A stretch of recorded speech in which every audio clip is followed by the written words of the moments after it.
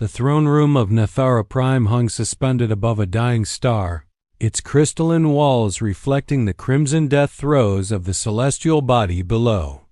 Ambassador Marcus Chun stood alone before Queen Velithra, his human frame dwarfed by the towering architecture designed to intimidate lesser species. The queen herself sat motionless on her star throne, navy blue skin gleaming like polished sapphire in the dim light, her blonde hair cascading over armored shoulders in stark contrast to her alien features. Her violet eyes, cold as the void between stars, studied him with the detachment of a predator considering prey. Behind her, the ruins of her empire's glory loomed. Shattered columns bore the scars of humanity's orbital bombardment from the Third Contact War. 15 billion of her people had died in that conflict, turned to ash when human dreadnoughts had glassed 3 colony worlds. The queen had not forgotten. No one expected her to forgive. You come with empty hands to a throne built on the bones of your victims, Velithra said, her voice carrying the harmonics that marked her species' royal bloodline. Tell me why I should not add yours to the foundation. Marcus met her gaze without flinching.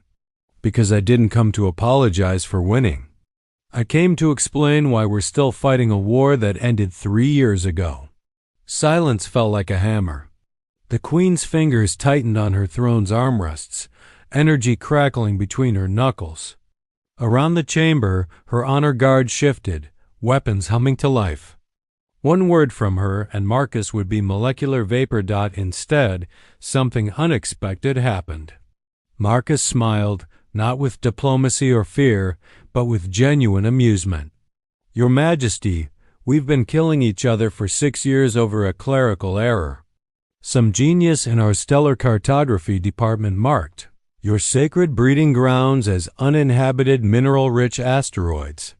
By the time anyone realized the mistake, we'd already strip-mined your gods. The absurdity of it hung in the air. 6 years of war.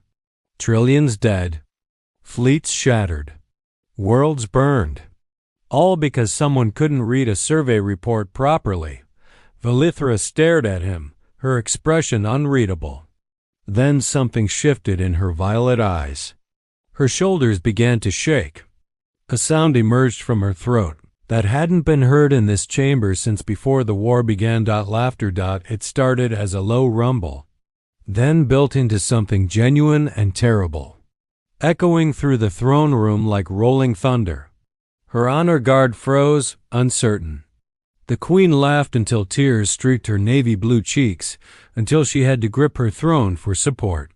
Clerical error, she gasped between peals of laughter. We nearly exterminated each other over clerical error. Marcus allowed himself a cautious smile. For the first time since the war began, peace seemed possible. Then the doors exploded inward, and the apex hunters arrived. They entered like living nightmares, each one a masterwork of evolutionary perfection. 7 apex hunters, their segmented armor gleaming obsidian black, moved with the fluid grace of creatures born to kill. They were taller than humans, broader than the Queen's warriors, their 4 arms ending in claws that could shred starship hull plating. Behind their faceless helmets, clusters of predatory eyes tracked every movement in the throne room. Their leader, Warlord Krathix, approached the throne with deliberate slowness. His species had never bowed to anyone. They had conquered 43 star systems through pure martial supremacy. And they served the queen only because she paid them obscene wealth to hunt her enemies. My queen, Krathix's voice rumbled through his helmet's vocalizer. We heard your laughter. Laughter at words spoken by this. He gestured dismissively at Marcus. A human. The weakest warrior species in known space. The warmth drained from Velithra's expression. Warlord, you forget yourself. No, my queen, you forget. Krathix turned to face Marcus fully. This species, these soft, fragile humans, they hide behind their ships and their missiles. They wage war from orbit because they are too weak to fight with honor. They are cowards who would rather burn worlds than face warriors in combat. Marcus said nothing. He'd heard it before. Humanity's reputation in the galaxy was complicated. They'd won the war against the Netherans through overwhelming firepower and tactical ruthlessness, not through glorious single combat. Other species viewed human warfare as dishonorable, the tactics of weaklings too afraid to test their strength blade to blade. The human made a joke, Krathix continued, circling Marcus like a shark. And you laughed. You, who lost billions to their orbital cowardice, now laugh with the enemy. He stopped directly in front of Marcus, looming over him. I challenge this human to prove his species worthy of your laughter. Let him face me in the traditional combat of warriors. If humans are not weak, let him demonstrate it with his body, not his machines. Marcus looked up at the towering alien hunter. The Apex were legendary. Their warriors trained from birth in every known form of combat. They had reflexes 3 times faster than humans, strength that could bend steel, and centuries of martial tradition. No human had ever survived a traditional challenge match against an Apex. Warlord, Belithra's voice carried warning. This is not, I accept, Marcus said quietly. The throne room fell silent. Even Krathix seemed surprised by the human's response. You accept? The Apex warlord's laughter was cruel. Brave for a coward. Tell me, human, have you ever even held a blade? Or will you request your orbital fleet save you when I begin to carve? Marcus met his gaze calmly. I said I accept. Name your terms. Krathix's faceless helmet tilted, considering. Then he gestured to his fellow hunters. 7 of us. 7 of you, oh, but you came alone. How unfortunate. His mockery echoed through the chamber. Very well. You against one of us. Traditional rules. No weapons but what the arena provides, combat until death or submission. If you win, humanity earns respect. When you die, your species will be forever known as the weaklings who couldn't defend their own honor. And if I win? Marcus asked. Then I will personally apologize to your corpse, human. Because you will not win. The combat arena materialized in the center of the throne room, holographic fields forming a circular pit 30 meters across. The floor was bare metal, scarred from thousands of previous challenges. Weapon racks phased into existence along the perimeter blades of every length. Impact hammers, plasma-edged axes, neural whips. Traditional Apex combat allowed combatants to choose from standardized weapons. Ensuring skill determined the victor, not equipment advantage. Marcus stepped into the arena, removing his diplomatic jacket and rolling up his sleeves.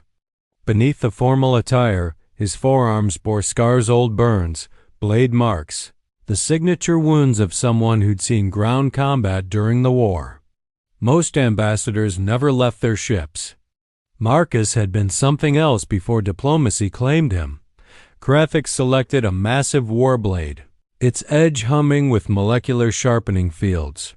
He moved through combat forms with practiced ease, the blade whistling through air, showing off, intimidating the prey. Marcus walked to the weapon racks and selected 2 items, a standard combat knife, barely longer than his hand, and a coil of monofilament wire thin enough to be nearly invisible. The Apex warriors watching laughed. The knife was a joke against Krathix's armor and reach. The wire was a tool, not a weapon. That is what you choose to defend humanity's honor? Krathix called out. A toy and string? I will make your death quick, human. You deserve that much for bravery. Appreciated, Marcus said flatly, testing the wire's tension between his hands. Queen Belithra leaned forward on her throne. Navy blue fingers steepled in front of her face. Her violet eyes were unreadable, but something in her posture suggested intense focus. She'd fought humans during the war. She knew something the Apex didn't. The arena's holographic boundaries solidified, energy fields humming to life. Once combat began, nothing could pass through them until one combatant fell. "Begin," Velithra commanded. Krathix exploded into motion with terrifying speed. His four arms became a blur of strikes, the war blade carving the air where Marcus had been a microsecond before. The human rolled, came up moving, already circling. The apex pursued, each strike powerful enough to cleave Marcus in half, but none connected. Marcus moved like water, like smoke, each movement economical and precise. He'd studied apex combat doctrine for months during the war, analyzing their patterns, their preferences, their instincts. They were apex predators, yes, but predators were predictable. Krathix pressed the attack, growing frustrated. His blade struck sparks from the arena floor. His claws raked empty air. The human was always somewhere else, always moving, never engaging. The watching apex began to murmur. This wasn't how prey behaved. Stand and fight. Krathix roared, lunging with all four arms extended. Marcus finally stopped retreating. He stepped inside the apex's guard, far too close for the warblade to strike effectively. His knife flashed once, twice, 3 times precision strikes at the gaps in Krathix's armor plating where flexible joints allowed movement. Each strike drew dark blood. They were shallow cuts, superficial, insulting. Krathix backhanded Marcus with overwhelming force, sending the human flying across the arena. Marcus hit the energy barrier and dropped, but was already rolling back to his feet, somehow still moving despite the impact that should have shattered his spine. "You fight like an insect," Krathix snarled, purple blood dripping from his joints. "Stinging and fleeing. No honor. No courage." "Honor doesn't win wars," Marcus replied, circling again. "Survival does." The fight continued. Minutes stretched. Krathix was faster, stronger, more experienced. But Marcus kept moving, kept cutting, kept bleeding the apex warrior from 100 minor wounds. The alien's movements began to slow fractionally as blood loss accumulated. The watching apex shifted uneasily. This wasn't how challenges ended. The human should have died in the first exchange. Then Marcus made his move. Krathix charged again, and this time Marcus didn't dodge. He dove forward, sliding beneath the apex's strike. As he passed under the warrior's legs, his hands moved in a blur. The monofilament wire practically invisible, impossibly strong wrapped around Krathix's ankles. Marcus rolled to his feet behind the apex, wire grip tight in both hands. He pulled. The effect was immediate and devastating. The wire, drawn taut with the full force of Marcus's body weight and momentum, cut through armor, through flesh, through bone. Krathix's legs gave out, severed at the ankles. The mighty hunter crashed to the arena floor, purple blood spreading in a rapidly expanding pool. The throne room erupted in shock. The watching apex warriors surged toward the arena barrier, weapons raised. This was impossible. Their warlord was falling. Treachery! One of them roared. The weapon was forbiddance. "The wire was on the rack," Marcus said coldly, standing over Krathix. "Traditional rules. Any weapon in the arena is permitted." He looked up at the other apex hunters. "Your warlord chose to see a tool where he should have seen a weapon. He assumed I would fight his way. That was his mistake." Krathix writhed on the arena floor, reaching for Marcus with his 4 arms. The human stepped back, watching the apex bleed out. No mercy, no hesitation. The cold efficiency of a soldier who'd done this before. "Humans," Krathix's voice was weakening. "Humans fight without honor." "We fight to win," Marcus replied. "Honor is for species that can afford it." The other 6 apex hunters were beyond reason now. Their warlord lay dying, defeated by the creature they'd called weakest in the galaxy. The insult burned like acid. As one, they rushed toward the arena barrier. "Stop!" Queen Valithra commanded, rising from her throne. They didn't listen. The Apex had lost warriors before, had seen warlords fall in honorable combat. But this was different. This was humiliation.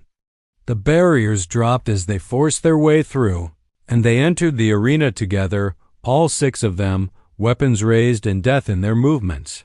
Marcus didn't run.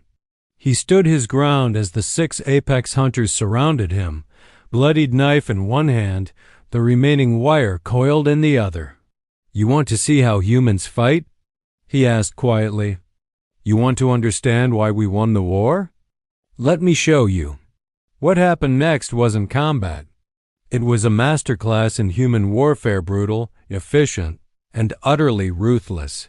The first hunter charged, war axe raised high. Marcus moved low, cutting the Achilles equivalent on the Apex's leg, then drove his knife up through the soft tissue onto the hunter's jaw while the creature was off balance. He left the blade embedded, snatched the falling war axe from the dying alien's grip. The second hunter came from behind. Marcus spun, used the axe to deflect a blade strike, then brought his elbow into the Apex's throat with crushing force. As the alien staggered back, Marcus reversed his grip and buried the axe in the hunter's chest cavity. 2 down. 4 remaining. They came at him together now, learning. Marcus was faster than they'd expected, more vicious, more willing to use their own momentum against them. He targeted joints, eyes, the vulnerable gaps in their armor. Every movement served a purpose. Every strike aimed to maim or kill. The third hunter fell when Marcus used the wire like a garrote, looping it around the Apex's neck and pulling, with such force that the monofilament decapitated the alien in a spray of purple gore. Fourth went down screaming when Marcus shattered its knee joints with precise kicks, then crushed its skull with a fallen warhammer. The final 2 Apex hunters hesitated. Around them lay their brothers, their legendary warriors, reduced to corpses by a single human. Marcus stood in the center of the arena, soaked in purple blood, breathing hard but still standing. In his hands he held weapons taken from the fallen, and his eyes held the cold calculation of a predator who'd been pretending to be prey. "Last chance," Marcus said, his voice eerily calm. "Yield and live. Come at me and join them." The 2 hunters looked at each other. Then, driven by pride and fury beyond reason, they attacked in perfect coordination, one high, one low, perfectly timed to give no avenue of escape. Marcus didn't try to escape. He stepped into the attack, accepting a glancing blow from one blade while he drove his captured war blade through the first hunter's faceplate. The Apex crumpled.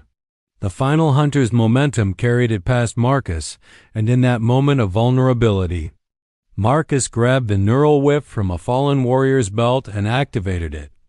The whip cracked with bioelectric fury, wrapping around the last hunter's neck. The Apex convulsed as lethal voltage coursed through its nervous system, then collapsed, smoke rising from its armor. Silence fell across the throne room. 7 Apex hunters lay dead or dying.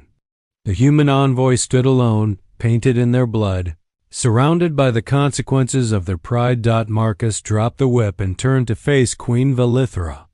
The navy-skinned monarch sat motionless on her throne, her violet eyes wide with something that might have been fear or might have been understanding.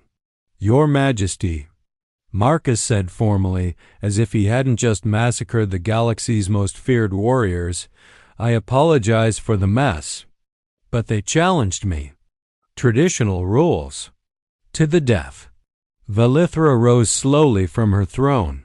Her blonde hair caught the light from the dying star below, framing her alien features. When she spoke, her voice carried clearly through the chamber. "I understand now," she said. "I understand why you won the war. Why my fleets burned. Why my worlds fell. She descended the steps toward the arena, her honor guard parting before her. We thought you were weak because you wouldn't fight us blade to blade. We thought you were cowards because you struck from orbit. She stopped at the arena's edge, looking down at the carnage. But you're not cowards. You're practical. You fight to win, not for glory. You use every advantage, every weapon, every tactic that serves victory. Her violet eyes met Marcus's. We fought for honor. You fought for survival. And in the calculus of war, survival always defeats honor. Marcus climbed out of the arena, accepting a cloth from an attendant to wipe the worst of the blood from his hands. The apex called humans weak. But we're the species that survived our own world trying to kill us for millennia. We're the species that turned our home planet's deadliest predators into pets. We're the species that looked at the vast emptiness of space and decided it was ours to claim. He met the Queen's gaze evenly. We're not the strongest. We're not the fastest. But we're the most dangerous because we'll do whatever it takes to survive. And when you back a survivor into a corner, he gestured at the dead hunters.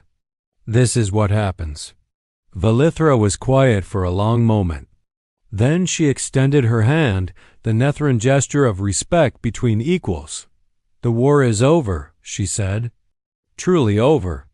Not because we're defeated, but because I finally understand who we were fighting. She gripped Marcus's hand firmly. Humanity is not our enemy. Humanity is the predator we mistook for prey. I will not make that mistake again. Marcus returned the grip. And we'll try not to strip mine anyone's gods in the future, clerical error or otherwise. Despite everything, the blood, the death, the horror, Valithra laughed again.